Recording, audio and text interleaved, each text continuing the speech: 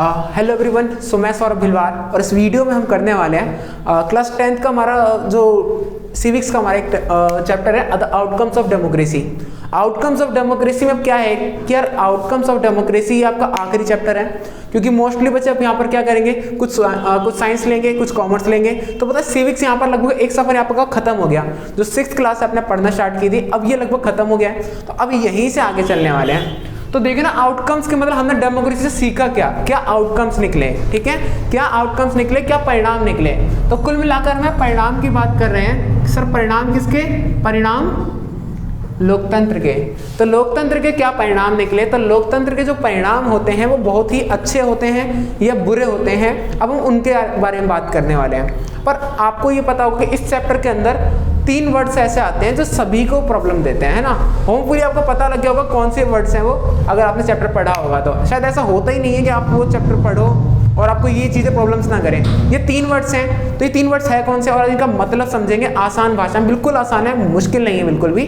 तो जो पहला वर्ड है ना, इस वर्ड का ही नाम है legitimate.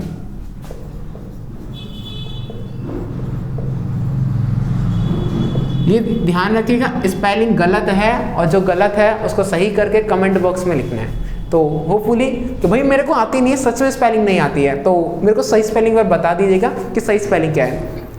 Legitimate government. Legitimate government हमें कहाँ मिलती है? डेमोक्रेसी में हमको लेजिटिमेट गवर्नमेंट मिलती है। लेजिटिमेट गवर्नमेंट का मतलब क्या होता है? लेजिटिमेट गवर्नमेंट का मतलब होता है वैध सरकार। वैध सरकार मतलब वैलिड गवर्नमेंट। लेजिटिमेट को अगर आप आसान भाषा में लिखना चाहें तो वैलिड भी लिख सकते हैं। क्या लिख सकते हैं? वैलिड। सर वैलिड क्यों लिख सकते हैं? वैलिड क्यों बोलते हैं इसको? वैलिड इसलिए बोला जाता है क्योंकि यह एक ऐसी सरकार है जिसको मेजॉरिटी ऑफ पीपल ने जिताया है। मेजॉरिटी ऑफ पीपल ने जिताया है मतलब क्या है कि सर ये चुनाव सरकार ऐसे ही नहीं बन गई है कि दो नेता थे, आपस में दोनों में लड़ाई हुई WWE की तरह और जो जीता उसने सरकार बना ली। बिल्कुल ऐसा नहीं होता। होता क्या है, चुनाव होते हैं और चुनाव में जिसको ज्यादा सीटें मिलती हैं वो क्या होता है, वो सरकार बना लेता है। अब भाई कुल मिलाकर लोगों ने चुनी है ना, जब सरकार को लोगों ने चुना है, ज्यादा वोट भी मिले हैं, तो वैलिडिटी हुई कि हाँ भाई वैलिड है। ऐसा तो नहीं ना कि लड़कर बने हैं। तो वैलिड सरकार कैसे है, लेजिटिमेट कैसे है कि सर ये लेजिटिमेट इसलिए है क्योंकि ये कैसे, ये चुनाव जीतकर सरकार बनती है इसमें, ठीक है। तो डेमोक्रेसी में चुनाव जब जीतकर सरकार बनती है इसीलिए इसको क्या बोला जाता है, legitimate government. Hopefully legitimate government का मतलब आपको क्लियर हो गया होगा। तो लेजिटिमेट गवर्नमेंट मतलब वैलिड सरकार, वैध सरकार, ठीक है। जो अगला है रिस्पॉन्सिव गवर्नमेंट।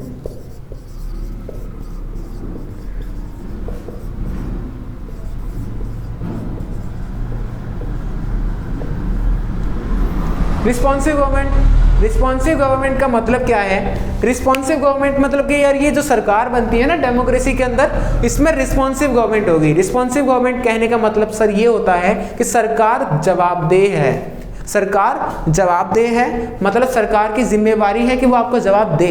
आपको पता होता है कि सरकार के अंदर जो सबसे बड़े जो लोग होते हैं, लाइक प्रधानमंत्री हो गए हमारे, तो प्रधानमंत्री क्या करते हैं सर, पार्लियामेंट में अगर वो कोई भी काम करते हैं ना तो पार्लियामेंट, अब प्रधानमंत्री को तो हम नहीं चुनते, हम प्रधानमंत्री को नहीं चुनते, पर प्रधानमंत्री को जो लोग इलेक्ट करते हैं हम उनको इलेक्ट करते हैं। एग्जाम्पल के लिए एमपी को हम इलेक्ट करते हैं, ठीक है, एमपी को हम इलेक्ट करते हैं और एमपी डिसाइड करते हैं कि प्राइम मिनिस्टर कौन बनेगा। तो कुल मिलाकर प्राइम मिनिस्टर क्या काम कर रहे हैं, सरकार क्या काम कर रही है, तो हमारे चुने हुए लोग उनसे जाकर पार्लियामेंट में सवाल पूछते हैं। जब वो सवाल पार्लियामेंट में पूछते हैं तो वो क्या करते हैं, जो गवर्नमेंट होती है वो क्या करेगी, जवाब देगी ना, रिस्पॉन्स करेगी। सर ये गवर्नमेंट कैसी है, रिस्पॉन्सिव है। आपने देखा होगा जो लोकसभा, राज्यसभा, वो जो मीटिंग्स होती है इतनी सारी, वो जो पूरा पार्लियामेंट के अंदर, वहां पर क्या होता है, वहां पर क्वेश्चंस पूछे जाते हैं और आंसर भी दिए जाते हैं। आंसर कौन देता है? आंसर गवर्नमेंट आंसर देती है। सर गवर्नमेंट आंसर क्यों दे रही है? क्योंकि ये एक डेमोक्रेटिक गवर्नमेंट है। तो डेमोक्रेटिक गवर्नमेंट के फायदे पता लगे कि डेमोक्रेटिक गवर्नमेंट के 2 फायदे आपको पता लग चुके हैं कि सर ये लेजिटिमेट होती है यानी वैलिड होती है। कोई ये नहीं कह सकता कि हाँ भाई तुम चलो हट जाओ यहाँ से, तुम फालतू में बन गए, कोई नहीं कह सकता। प्रूव होता है कि भाई डेमोक्रेसी थी, चुनाव हुए थे, हम जीते थे, इसलिए हमारी सरकार है। रिस्पॉन्सिव में क्या है? रिस्पॉन्सिव में यह है कि सरकार से आप सवाल पूछ सकते हो और सरकार आपको आंसर भी करेगी।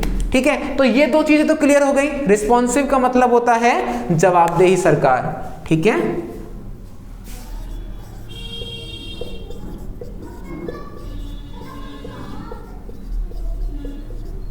जवाबदेह सरकार आपको क्लियर है? जवाबदेह सरकार के बाद अगर हम बात करें जो आखिरी जो अपना है, इसको कहते हैं अकाउंटेबल गवर्नमेंट। यार डेमोक्रेसी हमको अकाउंटेबल गवर्नमेंट भी देती है। अकाउंटेबल का मतलब क्या होता है?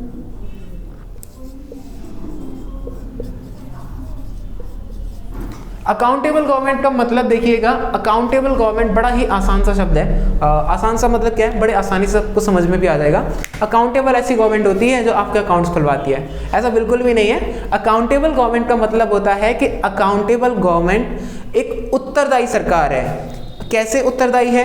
कि सर आप जो गवर्नमेंट की रिस्पॉन्सिबिलिटी है कि आपके यहाँ पर होता क्या है। उदाहरण के लिए अगर हम देखें कि मान लीजिए एक सरकार है 5 साल तक रूल कर रही है और उसके टाइम पर पता है क्या हुआ? बेरोजगारी बढ़ गई, बेरोजगारी बढ़ गई, गरीबी आ गई। लाइक हमने क्या देखा? अनएम्प्लॉयमेंट को देखा कि अनएम्प्लॉयमेंट राइज हुई है और पॉवर्टी भी राइज हुई है। तो यहाँ पर ये रिस्पॉन्सिबिलिटी है। ये रिस्पॉन्सिबिलिटी किसकी है? ये रिस्पॉन्सिबिलिटी उस गवर्नमेंट की है। आप ये कहोगे कि भाई सरकार आपकी थी, ये आपकी जिम्मेदारी थी, ये आपका उत्तरदायित्व था कि आपकी वजह से ऐसा हुआ है। अब यहाँ पर मोनार्की में आप ऐसा बिल्कुल नहीं कह सकते। मोनार्की में आप ऐसा कह सकते हो कि हाँ भाई आप राजा थे इसलिए हमारे हम लोग गरीब हो गए हैं या इसलिए हमको रोजगार नहीं मिला। मोनार्की में कह सकते हो? बिल्कुल भी नहीं कह सकते। मोनार्की में अगर आप कहोगे तो भाई उठाकर सीधा आपको फांसी पर लटका दिया जाएगा कि नहीं भाई राजा से फालतू बोलोगे। तो राजा से फालतू नहीं बोल सकते हैं, बट क्या है कि यहाँ पर आप जिम्मेदार ठहरा सकते हो। किसको जिम्मेदार ठहरा सकते हो? गवर्नमेंट को जिम्मेदार ठहरा सकते हो। क्यों? क्योंकि गवर्नमेंट कैसी है? डेमोक्रेटिक गवर्नमेंट है। तो डेमोक्रेटिक गवर्नमेंट होपफुली आपको समझ में आ गया होगा कि डेमोक्रेटिक गवर्नमेंट की खासियत क्या होती है। एक डेमोक्रेटिक गवर्नमेंट की खासियत ये होती है कि वो लेजिटिमेट होती है, यानी वो एक वैलिड गवर्नमेंट होती है। ये लड़कर नहीं आती, ये चुनाव जीत कर आती है। रिस्पॉन्सिव गवर्नमेंट वो गवर्नमेंट होती है जो क्या करती है? जवाबदेह है। अगर आप उससे कुछ क्वेश्चन पूछते हैं या आपके द्वारा चुने हुए लोग उनसे कुछ सवाल पूछते हैं तो गवर्नमेंट उनको आंसर भी करेगी। अकाउंटेबल गवर्नमेंट मतलब क्या है कि अगर उसके टाइम पर कोई भी घटना घटती है, अगर जब सरकार का शासन चल रहा होता है, अगर जब कोई घटना घटती है तो उसकी रिस्पॉन्सिबिलिटी भी, उस घटना की रिस्पॉन्सिबिलिटी भी उस गवर्नमेंट की होती है। तो ये तो आपने देखा होगा। अगर इसका सबसे बड़ा एग्जांपल देखें अकाउंटेबल गवर्नमेंट का, तो दिल्ली के अंदर आपने देखा होगा, तो जो दिल्ली गवर्नमेंट है, तो दिल्ली गवर्नमेंट को अक्सर किस लिए सुनना पड़ता है? पॉल्यूशन की वजह से। कि दिल्ली गवर्नमेंट में क्या है? दिल्ली गवर्नमेंट में पॉल्यूशन इंक्रीज हो गया। यार दिल्ली गवर्नमेंट में जो पॉल्यूशन इंक्रीज हुआ है, अब इसमें क्या हुआ कि भाई दिल्ली के नेताओं ने पॉल्यूशन बढ़ाया है क्या? बिल्कुल नहीं, क्योंकि भाई दिल्ली के अंदर जो गवर्नमेंट है वो कैसी है? डेमोक्रेटिक गवर्नमेंट है। अब डेमोक्रेटिक गवर्नमेंट में अकाउंटेबल होती है, मतलब उनकी रिस्पॉन्सिबिलिटी होती है कि जो भी चीज़ें होती हैं कि भाई ये आपकी जिम्मेदारी है ना, ये आपकी वजह से हुआ है। ये डेमोक्रेटिक गवर्नमेंट में आप कह सकते हैं। तो होपफुली कि 3 चीज़ आपको समझ में आ गई होगी। अगर 3 चीज़ें समझ में आ गई तो please like the video, subscribe the channel and thank you for watching the video.